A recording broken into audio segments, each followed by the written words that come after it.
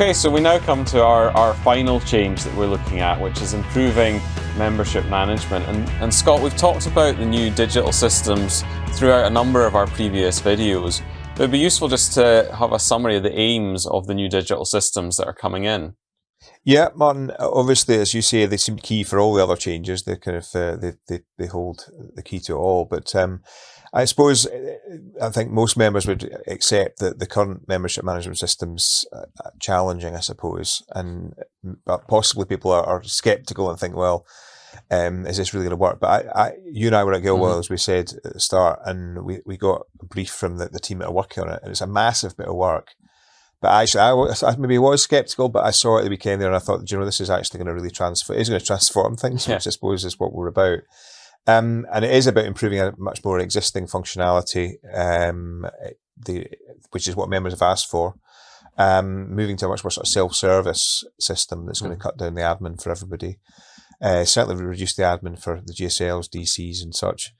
Much less clicks to find things, a platform that can be adapted for sort of future requirements that we've not even thought of yet, if that makes some sense.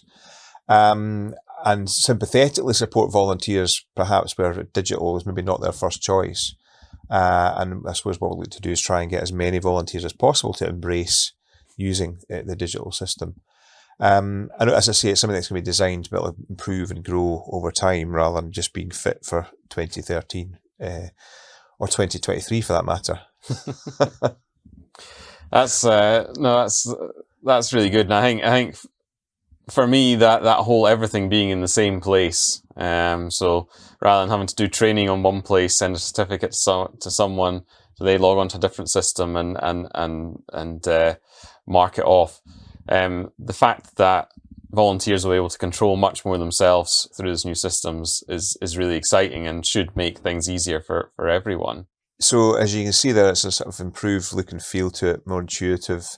It's designed to be able to work on people's mobiles or tablets. As we said, everything's in one place. As I say, it's more sort of self-service, easy to sort of upload things. And the sort of things that might get used for, as well as managing people's training, it might get used to be able to submit sort of NAN forms and other kind of awards, other such things. So the kind of uses for it are kind of endless. And I think also there's a sort of recognition that UK Scouts are well aware that half of our members don't use the current system on Compass, and it's about very much creating a platform that people feel that they are missing out if they don't use it, and over time get a kind of close to 100% way of using it. And obviously there'll be some people that maybe aren't able to access it, very, very few, and it's about kind of coming up with we'll have a system that will allow those that are not able to access it a way of doing that for sure. Okay, well, thanks very much for taking us through that, and I think it's going to be certainly from what we've seen at Gilwell and the demonstrations, it's certainly looking a huge step forward from what we currently have. So thanks very much for taking us through that last of our changes. And I suppose now that we're all really excited about the changes that are to come, it would be really good to hear what we can start to do to prepare for these changes coming in. Yeah, there's a number of things we can be doing. I suppose one thing to be able to access the new digital system is that all members will need to have their own unique email address. So that's one that you don't share with other people, but it's your own email address. And also perhaps one that doesn't say John Smith Scout Group. It says dave@google.com. If assuming it's Dave. That's important because that means that you can access it a bit like you might book a flight or if that makes some sense. That's a small change that everyone can do. And that's a good thing. One thing people can do now is go onto the current Compass system and make sure that your details are up to date and get rid of any old contacts or ones that are no longer required.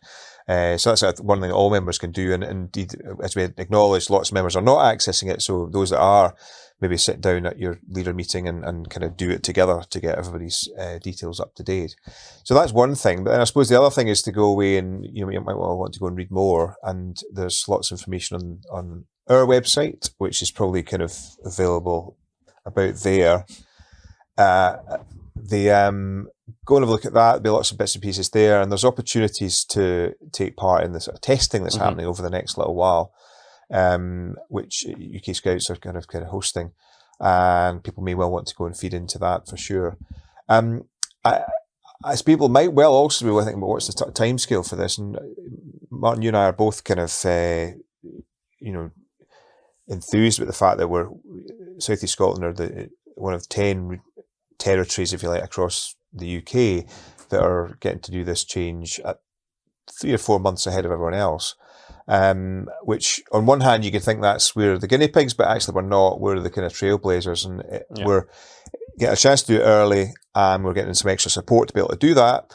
And within our region, we've got a team together that's looking to sort of see how we kind of support the change that's happening over this little while. And it means that we'll be the sort of switch over for the new digital system will be happening in November this year, 2023. And then obviously the other changes moving on from there from that time over. In the meantime, there'll be other softer changes that are happening between now and then, particularly about the culture and our kind of the language we use and some of the terminologies and such. And I suppose another thing really is just to go away. Obviously, not everyone's going to have tuned into these little videos we've made, so go away and talk to your other scouting colleagues and speak about it, hopefully positively, and enthuse about it rather than be scared of it and kind of grumble about it, which, hopefully everybody kind of has tuned into the fact of why we're trying to do this. It's not just change for change's sake. It is that North Star that we're all aiming for. It's kind of about offering more skills for life for more young people, for sure. Oh, that's brilliant. And I think hopefully after all of these videos, you're as excited about these changes as Scott and I are. As Scott said, you can find out much more information on our website or on our socials, the details of which will be on the screen. And feel free to reach out to either Scott or myself. Again, our email addresses will be shown on screen, so you can feel free to reach out to us with any questions that you have about these changes. We hope that you found this series of videos helpful. It's certainly been fun for us to put them together. So thank you very much, Scott, for taking us through all these exciting changes.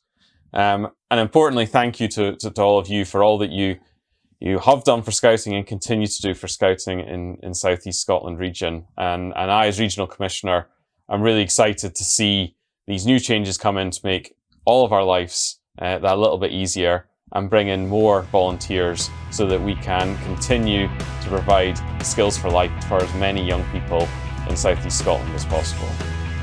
Thank you very much.